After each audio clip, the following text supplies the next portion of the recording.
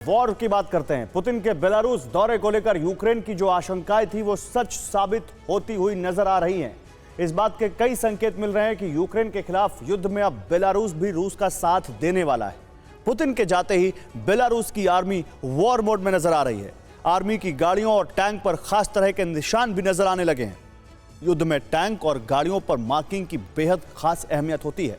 Putin ने Belarus की सुरक्षा के लिए अपना S-400 भी भेजा है। स्कैंडर मिसाइल भी बेलारूस में तैनात की गई है।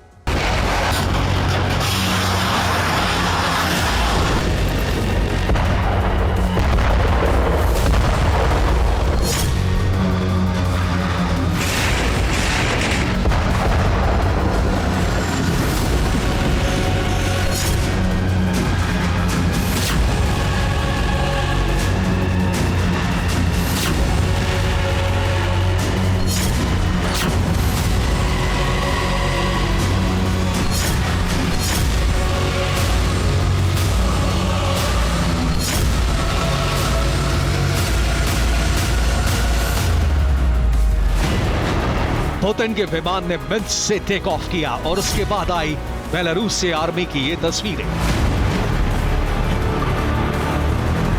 बेलारूसी आर्मी की दर्जनों गाड़ियां यूक्रेन की तरफ बढ़ रही है। टैंक, ट्रक और बख्तरबंद गाड़ियां लेकर ट्रेन रवाना हो चुकी है। बेलारूस की आर्मी यूक्रेन की सीमा से सिर्फ 5 किलोमीटर की दूरी तक पहुंच चुकी है।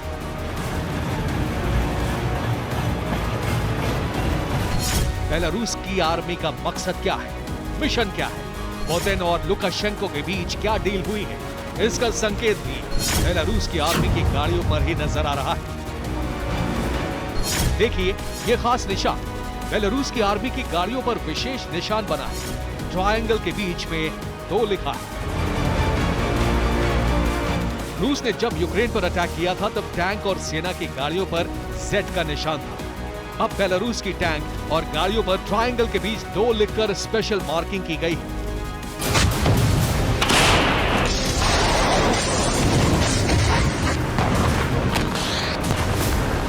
किसी भी वॉर में इस तरह की मार्किंग जरूरी होती है। निशान पहचान के लिए लगाया जाता है ताकि आर्मी अपने ही देश के टैंक या आर्टिलरी पर अटैक न करे।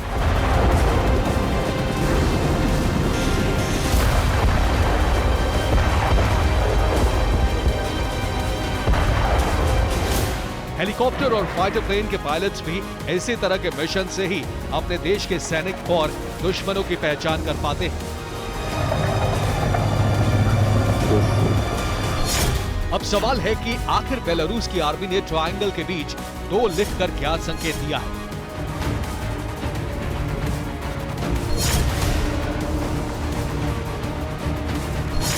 एक्सपर्ट्स के मुताबिक इस तरह की मार्किंग को टैक्टिकल साइन कहा जाता है। ट्रायंगल के अंदर 2 लिखना सीक्रेट रन का सूचक हो सकता है। ट्रायंगल के अंदर 2 लिखना सेकंड अटेम्प्ट यानी दूसरी कोशिश का सूचक भी हो सकता है।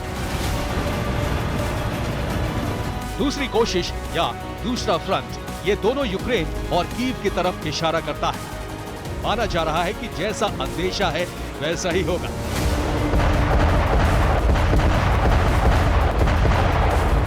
बेलारूस की सेना की मदद से पुतिन कीव पर दोबारा कब्जे की कोशिश की शुरुआत कर सकते हैं। इसे दूसरा फ्रंट इसलिए कहा जा रहा है क्योंकि रूस और यूक्रेन के बीच इस वक्त पूर्वी सीमा पर लड़ाई चल रही है।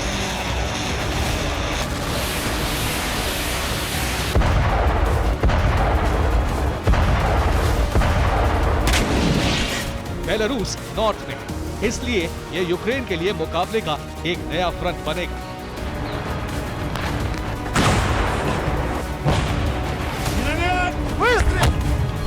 पुतिन ने मिन्स्क में जो कहा है उससे भी संकेत मिला है कि बेलारूस की सेना अब यूक्रेन पर हमला करेगी।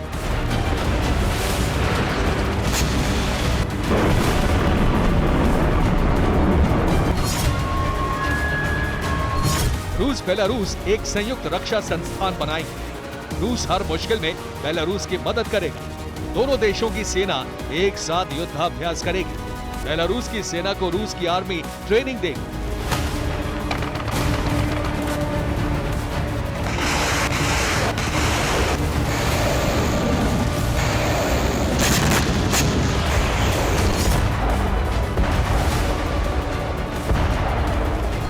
पुतिन जानते हैं कि बेलारूस जैसे वॉर में डायरेक्ट शामिल होगा, अमेरिका और नेटो देशों के टारगेट पर आ जाएगा। पुतिन ने लुकाशेंको के कॉन्फिडेंस को हाई रखने का इंतजाम भी कर दिया है।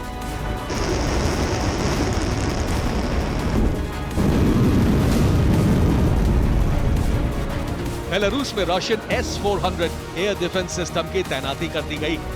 बेलारूस को आसमानी कवच देने के साथ ही पुतिन ने बेलारूस को बैलिस्टिक मिसाइलों से लैस कर दिया है।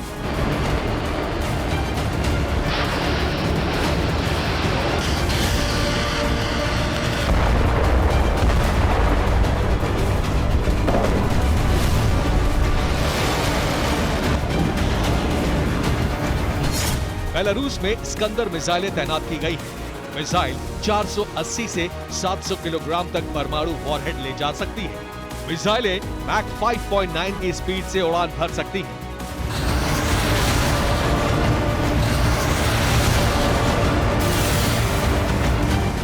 बेलारूस के पास परमाणु वॉरहेड है या नहीं, इसका खुलासा नहीं हुआ है, लेकिन बेलारूस अब S-400 से अपनी सुरक्षा में सक्षम है। साथ ही स्कंदर मिसाइलों की तैनाती नेटो देशों के लिए चेतावनी भी है। रिपोर्ट्स के मुताबिक बेलारूस से मदद मिलने के बाद पुतिन बहुत बड़ा अटैक करने की प्लानिंग में है। बेलारूस की मदद से कीव पर फ्रेश अटैक हो सकता है। ब्लैक सी से यूक्रेन के बाकी शहरों को टारगेट किया जा सकता है। डॉनबास यानी पूर्वी इलाकों में रूस अपने नए सैनिकों को भेज सकता है।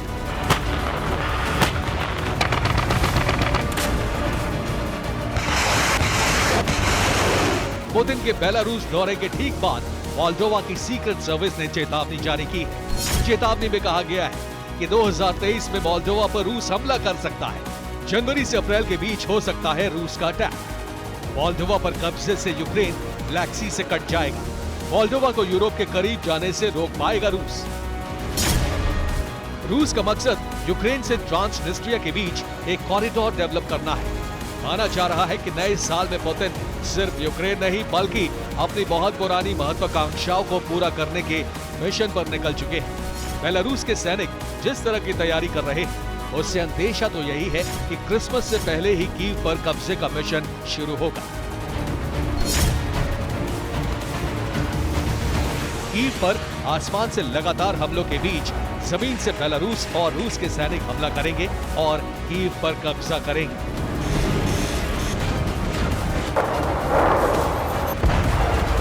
Bureau report, TV9 Bharatvarsh.